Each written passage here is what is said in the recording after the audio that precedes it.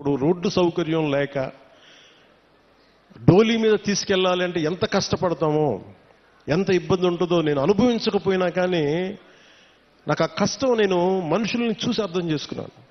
అందుకనే మనం రాగానే ముఖ్యమంత్రి చంద్రబాబు గారు దాదాపు 49 కోట్లు ఇస్తే వెంటనే మేము చేయగలిగింది ఏంటంటే వెంటనే ఈ మన అనంతగిరి మండలంలో ఒక పర్టికులర్ గ్రామానికి వెళ్ళి అక్కడ సకాలంలో పొలంగూడ గ్రామానికి, మనకి శ్రీకాకుళం జిల్లా కొత్తూరు మండలం గొట్టుపల్లి నుండి పొలంగూడ గ్రామానికి నూతనంగా కొత్తగా బీటీ రోడ్డు నిర్మాణం చేపడితే మొదటిసారి ఆ గిరిజన గ్రామంలో అంబులెన్స్ కూత వినిపించింది.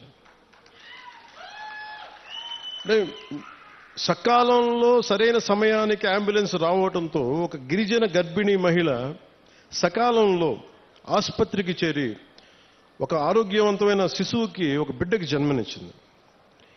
ఈ రహదారి ద్వారా 6 గిరిజన ఆవాసాల గ్రామాలకు చెందిన 1260 మంది డోలీ మోతల నుంచి విముక్తి పొందారు.